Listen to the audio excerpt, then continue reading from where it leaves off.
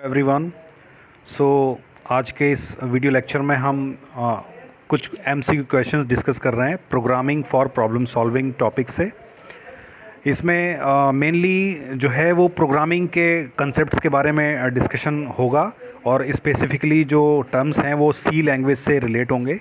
इनको स्टार्ट करते हैं जल्दी से। क्वेश्चन नंबर 1, ये सब्जेक्ट कोड है KCS 101T। ये स्पेसिफिकली क्वेश्चंस काम करेंगे AKTU सिलेबस से। तो क्वेश्चन 1 स्टार्ट करते हैं। क्वेश्चन 1 देखते हैं क्या कहता है। What is the starting point of C program execution. तो सी प्रोग्राम का जो एग्जीक्यूशन होता है उसका स्टार्टिंग पॉइंट क्या होता है। देखो, सी प्रोग्राम में बहुत सारे फंक्शंस हो सकते हैं, लेकिन जो उसका स्टार्टिंग पॉइंट है जहाँ से उसका एग्जीक्यूशन स्टार्ट होता है वो होता है मेन फंक्शन। तो ऑप्शन बी यहाँ पर करेक्ट हो जाएगा। वॉइड मेन अगर लिखा होगा तो then it will be the starting point of the execution in a C program. Question number 2 देखते हैं। देखिए, जो फैक्ट बेस्ड क्वेश्चन होंगे उनके आंसर्स में डायरेक्टली आपको बताता जाऊंगा, और कुछ जो ऐसे क्वेश्चंस होंगे जहां पर एक्सप्लेन की ज़रूरत होगी तो एक्सप्लेन भी करता जाऊंगा, ताकि आपका थ्योरी पार्ट भी कवर होता रहे और साथ के साथ MCQ पार्ट भी कवर होता रहे। तो क्वेश्चन नंबर 2 देखते हैं। सी किस टाइप की लैंग्वेज। देखो, कई तरह की लैंग्वेज होती है। High level language, middle level language, machine level language, low level language. ठीक है, तो जो सी जो होती है वो मिडिल लेवल लैंग्वेज होती है। It is somehow close to the hardware as well as to the higher level. मतलब हाई लेवल की तरह भी ये काम करती है और ये लो लेवल की तरह भी काम करती है, इसलिए इसको मिडिल लेवल लैंग्वेज कहा जाता है। तो C is a middle level language. Third question देखते हैं। What symbol ends a statement in a C program. तो सी प्रोग्राम में कौन सा जो सिंबल है वो किसी स्टेटमेंट को टर्मिनेट करता है। तो मोस्टली प्रोग्रामिंग लैंग्वेज में ये सेमीकोलन होता है जो किसी भी स्टेटमेंट को टर्मिनेट करता है। तो तीसरे का ए ऑप्शन करेक्ट हो जाएगा। फोर्थ देखते हैं। Header file is compulsory to include in a C program printing hello word. एक सी में हम प्रोग्राम लिखना चाहते हैं, प्रिंट करना चाहते हैं हेलो वर्ड, तो क्या उसमें हेडर फाइल को इंक्लूड करना पड़ेगा? बिल्कुल करना पड़ेगा। हेडर फाइल को इंक्लूड करना ही पड़ेगा, तभी जैसे मान लीजिए प्रिंट एफ से हेलो वर्ड प्रिंट होगा, तो प्रिंट एफ फंक्शन किस हेडर फाइल में है वो तो हमें बतानी पड़ेगी ना। कई ऐसे टूल होते हैं जहाँ पर हम लोग डायरेक्टली मेन प्रोग्राम लिख के और उसमें प्रिंट कर देते हैं प्रिंट एफ लिखने के बाद, तो उसमें ऐसा लगता है कि हमने कोई हेडर फाइल इंक्लूड नहीं की, लेकिन वो जो एडिटर होता है, जो टूल होता है, उसमें इनबिल्ट जो है वो हेडर फाइल्स इंक्लूड कर ली जाती हैं। तो इसका मतलब ये नहीं है कि हेडर फाइल की ज़रूरत नहीं पड़ेगी। हेडर फाइल की ज़रूरत पड़ेगी किसी भी काम को करने के लिए। तो सी में जब भी हम कोई प्रोग्राम लिखेंगे, कुछ भी काम कर रहे हैं, तो डेफिनेटली जो भी काम कर रहे हैं, जो भी फीचर यूज़ कर रहे हैं, उस फीचर का जो हेडर फाइल है वो कौन है वो हमें बताना पड़ेगा। क्वेश्चन नंबर 5 देखते हैं। How many keywords are there in C. तो 32 कीवर्ड्स हैं in built, 32 keywords in C programming language. 6 question देखते हैं। Which of the following is true for variable name in C. देखो, सी में एक वेरिएबल नेम हम लोग बनाने वाले हैं, तो इनमें से कौन सा ऑप्शन जो है वो करेक्ट होगा। तो ऑप्शन ए पढ़ते हैं। Variable names can not start with A digit. देखो, वेरिएबल नेम जो है वो डिजिट से शुरू नहीं हो सकता, ये पहला वाला ऑप्शन करेक्ट है।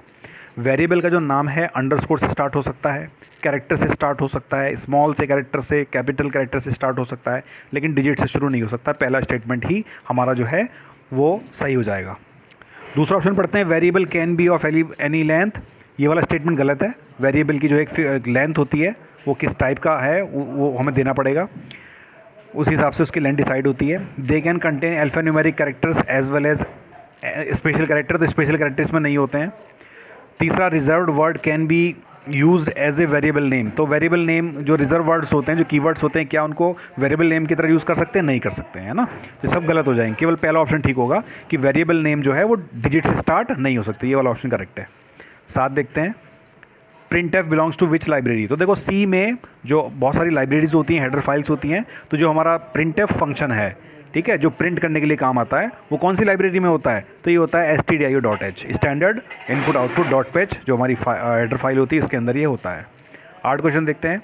विच of the following is a correct statement. इन चारों में से कौन सा करेक्ट स्टेटमेंट वो हमें बताना है। तो वेरिएबल से रिलेटेड है। पहला ऑप्शन पढ़ते हैं। Variable name must start with underscore. क्या वेरिएबल नेम जरूरी है कि अंडरस्कोर से ही स्टार्ट हो? ऐसा नहीं है। अंडरस्कोर से स्टार्ट हो सकता है, लेकिन जरूरी नहीं कि अंडरस्कोर से ही स्टार्ट हो, वो कैरेक्टर से भी स्टार्ट हो सकता है।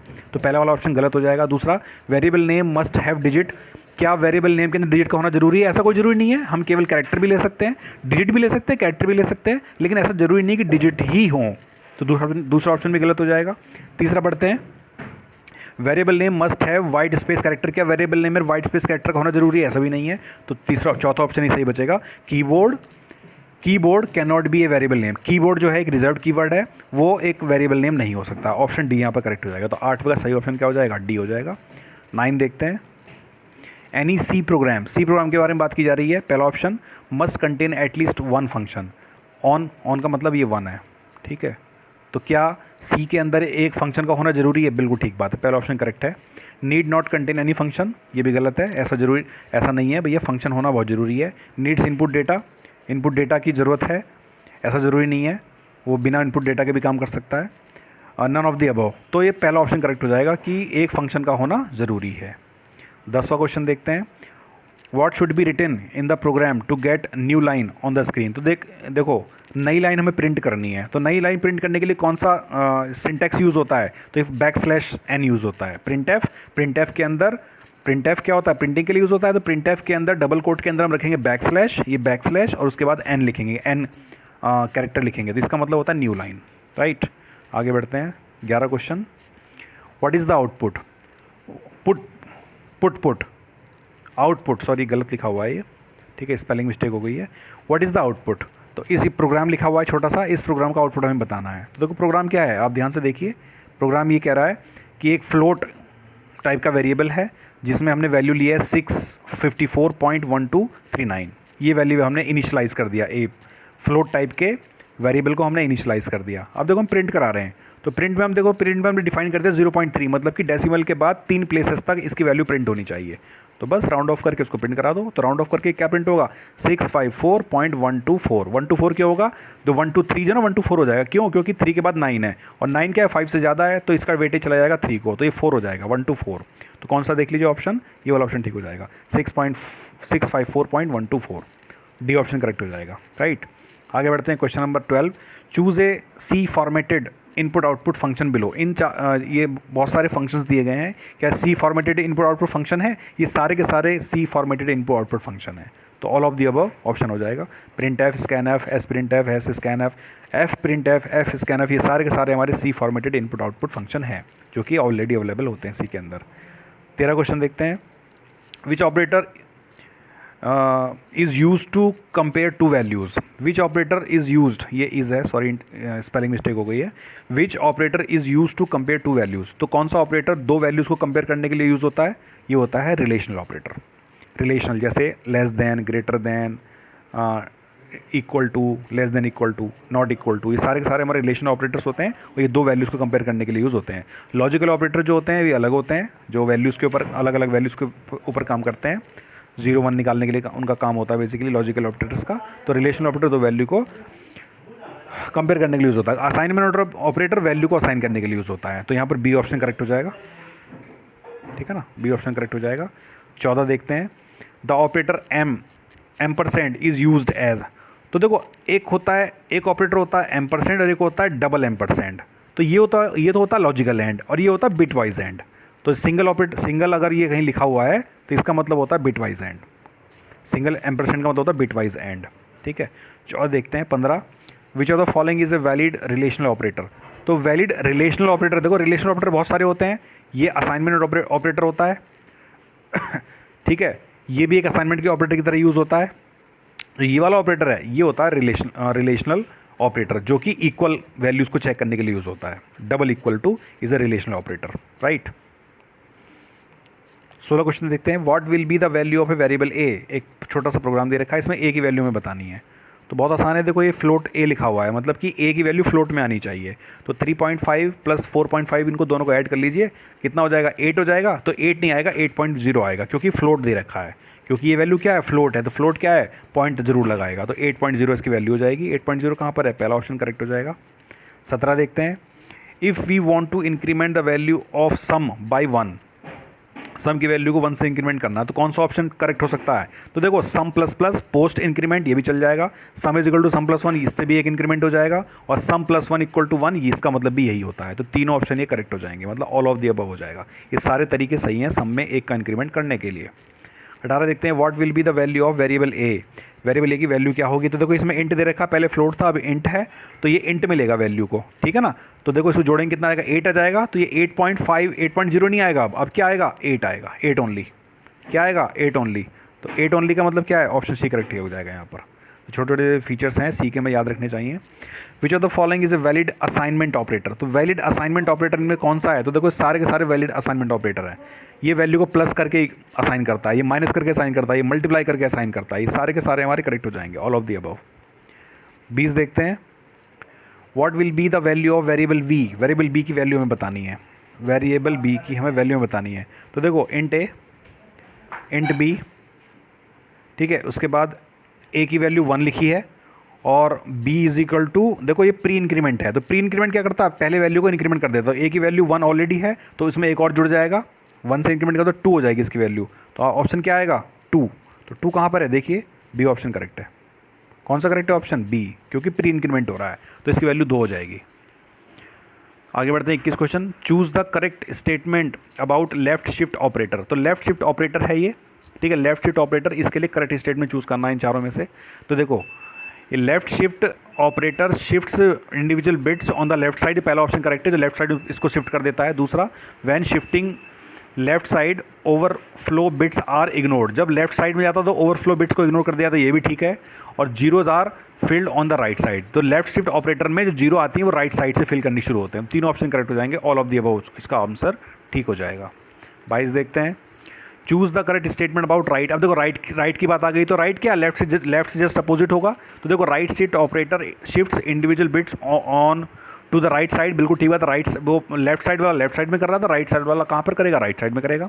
बी देखते हैं, when shifting bits right side overflow bits on the right are ignored, तो राइट साइड में इग्नोर कर देगा इसको, और zeros are filled on the left side, तो जीरो जो है लेफ्ट साइड से फिल्ड होगी, क्योंकि राइट साइड ऑपरेटर की बात कर रहे हैं ना, तो जीरो कहाँ से फिल होंगे? लेफ्ट साइड से फिल होंगे। तो ऑप्शन यहाँ पर डी करेक्ट हो जाएगा, ऑल ऑफ दी अबव। 23 देखते हैं, बिट टॉगलिंग ऑपरेटर इनमें से कौन सा है? तो देखो ये वाला जो ऑप्शन होता है टिल्ड ऑपरेटर, ठीक है, this tilde operator is used as a bit toggling operator. तो क्वेश्चन नंबर 23 का डी ऑप्शन ठीक हो जाएगा। चॉइस पढ़ते हैं, left shift operation is equivalent to. तो देखो जो लेफ्ट शिफ्ट ऑपरेशन जो होता है किसके इक्वलेंट होता है? ये होता है मल्टीप्लाइंग बाई 2 के। और जो राइट शिफ्ट ऑपरेटर होता है वो होता है डिवीजन बाई 2। तो लेफ्ट शिफ्ट की बात कर रहे हैं तो ये मल्टीप्लिकेशन बाई 2। क्वेश्चन नंबर 25 देखते हैं, which of the following is a symbol for logical and operator. देखो लॉजिकल एंड का ऑपरेटर कौन सिंबल है? ये वाला सिंबल यूज़ होता है, मैंने बताया था, ठीक है, ये वाला ऑपरेशन डबल एंड परसेंट वाला जो है ये इसके लिए यूज़ होता है। आगे बढ़ते question number 26, right shift operation is equivalent to. तो अभी बताया था मैंने, राइट शिफ्ट ऑपरेटर कौन सा किसके लिए किसके इक्वलेंट होता है? ये होता है डिवीजन बाई 2 के लिए इक्वलेंट होता है, लेफ्ट वाला मल्टीप्लाई और राइट वाला डिवीजन। 27 देखते हैं, what will be the value of variable C. तो वेरिएबल सी की वैल्यू, तो 2 एक्सपोनेंशियल 3 में ए की सी की वैल्यू क्या हो जाएगी? 1 हो जाएगी, ठीक है ना। क्वेश्चन नंबर 27 हो गया। 28 देखते हैं, which of the following is a ternary operator. तो टर्नरी ऑपरेटर कौन सा होता है? Question mark and then colon, question mark and then colon. तो ये इफ़ की तरह काम करता है, इफ़ दिस कंडीशन तो ये सेटिस्फाई हो जाएगा, अदरवाइज एल्स में ये काम करेगा। तो इफ़ देन एल्स की तरह काम करता है ये, तो ये वाला ऑप्शन ठीक हो जाएगा, सी, ठीक है ना, ये ऑप्शन ठीक हो जाएगा, सी। 29, what will be the output of following programme. तो एक प्रोग्राम दे रखा है छोटा सा, इसका आउटपुट हमें बताना है। तो देखो वॉइड मेन दे रखा है, इंट एक्स वाई दे रखा है, एक्स की वैल्यू वाई इंटू नल कर रखा है। तो देखो नल से जब कुछ भी मल्टीप्लाई करते हैं, डिवाइड करते हैं, नल में कोई भी अर्थमेटिक ऑपरेशन यूज़ करते हैं तो वो भी नल ही हो जाती है। और जब हम इसको प्रिंट करने जाएंगे तो ये एरर प्रिंट करेगा, ठीक है ना। तो एक्स में, क्योंकि हम एक्स में इक्वल टू असाइन कर रहे हैं किसको? वाई को मल्टीप्लाई करके नल से, तो नल जो है एरर जनरेट करेगा। ये एक ऑप्शन ए करेक्ट हो जाएगा। 30 देखते हैं, which of the following is not a valid assignment expression. तो असाइनमेंट एक्सप्रेशन वैलिड कौन सा नहीं है? तो देखो पहला वाला बिल्कुल ठीक है, दूसरा भी ठीक है, ये भी ठीक है, परसेंटाइल जो है ये रिमाइंडर वैल्यू जनरेट करके इसको असाइन कर देगा। और जो ये वाला ये गलत है, z is equal to 5 equal to 3, ये बिल्कुल टोटली गलत है, ठीक है ना। क्वेश्चन नंबर 30 का डी ऑप्शन करेक्ट हो जाएगा। 31, an arithmetic expression without parenthesis will be evaluated from left to right. देखो अगर अर्थमेटिक एक्सप्रेशन है उसमें कोई पैरेंथेसिस यूज़ नहीं हो रहा है, तो वो क्या लेफ्ट साइड से एक्सप्रेशन सॉल्व होना शुरू होगा? येस, तो लेफ्ट साइड से वो सॉल्व होना शुरू होगा। 32 देखते हैं, in C programming the statement A is equal to A plus 1 and A plus 1 is equal to 1 will produce same result. बिल्कुल ठीक बात है, दोनों जो है वो बिल्कुल सेम रिजल्ट प्रोड्यूस करेंगे, ठीक है। दोनों a is equal to A plus 1 और ए प्लस इक्वल टू 1, ये दोनों सेम रिजल्ट प्रोड्यूस करेंगे। 33 देखते हैं, with in an expression precedence operators will be evaluated first. Obviously जिनकी प्रेसिडेंस हाई होगी वो वाले ऑपरेशंस पहले सॉल्व होंगे, उसके बाद दूसरे ऑपरेशंस और ऑपरेटर्स सॉल्व होंगे। चौथी देखते हैं, what will be the value of variable A. Variable ए की वैल्यू बतानी है तो इस एक्सप्रेशन सॉल्व करना सिंपल। तो सबसे पहले ब्रैकेट सॉल्व बॉड मास रूल लगेगा, तो सिंपल है। बॉड मास रूल से क्या हो जाएगा, देखो पहले ये वाला सॉल्व होगा तो 3 2 जा 6, फिर ये 6 से डिवाइड करेंगे 12 को, 2 हो जाएगा, फिर 2 को मल्टीप्लाई कराएंगे 2 से 4 हो जाएगा, 4 में प्लस 10 करेंगे 14, और 14 में प्लस 5 करेंगे 19 हो जाएगा। ठीक है ना, 19 इसका आंसर आ जाएगा। तो सिंपल एक्सप्रेशन सॉल्विंग था ये। 35, विच of the following correctly shows the hierarchy of arithmetic operation. तो हायरार्की अर्थमेटिक ऑपरेशन की क्या है, तो देखो ये है, सबसे पहले डिवीजन सॉल्व होती है, उसके बाद मल्टीप्लिकेशन सॉल्व होती है, फिर प्लस सॉल्व होती है और फिर माइनस सॉल्व होता है। आगे बढ़ते हैं, क्वेश्चन नंबर 36 क्या कह रहा है, which is the correct C expression. तो सी में सबसे करेक्ट एक्सप्रेशन कौन सा है, तो ऑब्वियसली पहला वाला हो जाएगा, z इजिकल टू पैरेंथेसिस के अंदर x प्लस वाई। ये भी गलत है, ये भी गलत है, कर्ली ब्रैकेट नहीं लगता है, और ये भी गलत है। ठीक है ना, ऑप्शन ए करेक्ट हो जाएगा। 37, विच header file is essential for using scanf. Scanf के लिए कौन सी हेडर फाइल एसेंशियल होती है, तो ये होती है stdio.h, प्रिंटएफ स्कैनएफ के लिए। मैक्रो इज़ यूज टू, तो मैक्रो क्या होते हैं, ठीक है, मैक्रो जो होते हैं वो प्री डिफाइंड फीचर्स होती हैं जो फास्ट एग्जीक्यूशन के लिए यूज़ होती हैं। प्री डिफाइंड फीचर्स या प्री डिफाइंड प्रोग्राम होते हैं जो फास्ट एग्जीक्यूशन के लिए यूज़ होते हैं। 39 देखते हैं, विच is the following ternary operator. Repeated question है, क्वेश्चन मार्क एंड कोलन, ये टर्नरी ऑपरेटर होता है जो इफ देन एल्स की तरह काम करता है। 40 देखते हैं, विच header file is essential for using scanf. अरे ये तो रिपीटेड क्वेश्चन आ गया, ये है stdio.h। 41 देखते हैं, a declaration float sum value occupies. Float और उसके बाद उसको सम वैल्यूज़, फ्लोट दिया तो ये 4 बाइट लेता है। फ्लोट कितनी बाइट लेता है, 4 बाइट लेता है। Macro is used for fast execution, macro is used for fast execution. 43 देखते हैं, which of the following is a symbol for logical and. तो लॉजिकल एंड के लिए यूज़ होता है, रिपीटेड क्वेश्चन। आगे देखते हैं 44 question, what will be the output of the following program. छोटा सा प्रोग्राम दे रखा है और रिपीटेड क्वेश्चन है, x is equal to y into null. तो नल से जब इसको मल्टीप्लाई करते हैं एरर जनरेट हो जाएगी। 45 देखते हैं, print f belongs to stdio.h, print f scanf दोनों stdio.h में जाते हैं। 46 देखते हैं, what will be printed if we type the statement print f percentile d और d। देखो ये d है, ये d की इंटीरियर वैल्यू प्रिंट करना चाहता है, तो d एक कैरेक्टर है, लेकिन इसको ये हमने परसेंटाइल d लिखा है, ये क्या बता रहा है कि d की इंटीजर वैल्यू प्रिंट करना चाहता है। तो देखो हमारे कीबोर्ड में जो स्काई वैल्यू होती है d की, वो क्या होती है, 100 होती है। स्मॉल d की जो स्काई वैल्यू होती है वो क्या होती है, 100 होती है। ठीक है ना, 100 होती है। ठीक है, तो इसलिए 100 प्रिंट हो रहा है, स्मॉल d है ना, इसलिए 100 प्रिंट हो रहा है, स्काई वैल्यू को प्रिंट कर रहा है। 47 देखते हैं, C is a middle level language. C क्या है, एक मिडिल लेवल लैंग्वेज है। आगे देखते हैं क्वेश्चन नंबर 48 के, विच of the following function is more appropriate for reading in a multi world string. तो मल्टी वर्ल्ड स्ट्रिंग को रीड करने के लिए कौन सा सबसे बेस्ट ऑप्शन है, तो देखो सारे के साथ, ये वाला भी प्रिंट के लिए होता है, ये भी प्रिंट के लिए होता है, सबसे अच्छा ऑप्शन कौन सा है, मल्टी वर्ड स्ट्रिंग के लिए गेट्स फंक्शन यूज़ होता है। 49 देखते हैं, what are the different types of real data types in C के अंदर रियल डाटा टाइप्स कौन कौन से होते हैं, तो देखो एक होता है भैया फ्लोट होता है, एक डबल होता है, एक लॉन्ग डबल होता है, ये होते हैं 3। ठीक है ना, आगे बढ़ते हैं। 50 क्वेश्चन, लास्ट क्वेश्चन है आज के लिए ये, इसके बाद मैं एक वीडियो और बनाऊंगा, अगर आपको क्वेश्चन अच्छे लगे होंगे तो ठीक है, इसके बाद मैं एक वीडियो और बनाऊंगा, और कुछ और थ्योरेटिकल जो नॉर्मल क्वेश्चंस हैं जो कंसेप्ट बेस्ड हैं, ये तो ज़्यादातर प्रोग्रामिंग का हो गया पार्ट, इसके अलावा जो थ्योरी बेस्ड कंसेप्ट होंगे सिंपल वो भी मैं आपको जल्दी से इसमें डिस्कस करके बताऊँगा 1-2 दिन में, ताकि आपके एग्जाम में आपकी हेल्प हो सके। तो क्वेश्चन नंबर 50 देखते हैं, which of the following is a correct statement. तो कौन सा करेक्ट स्टेटमेंट है, वेरिएबल से रिलेटेड है, तो ये वेरिएबल से स्टेटमेंट कौन सा करेक्ट है, variable name must start with underscore, ऐसा जरूरी नहीं है, variable name must have digit, ऐसा भी जरूरी नहीं है, variable name must have white space, ऐसा भी जरूरी नहीं है। लास्ट ऑप्शन बचता है, keyword cannot be A variable name. बिल्कुल ठीक बात है, कीवर्ड जो है वेरिएबल नेम नहीं हो सकता, तो 50 का डी ऑप्शन ठीक हो जाएगा। तो ठीक है फ्रेंड्स, अभी के लिए चलते हैं, thank you so much, bye bye and have a nice day.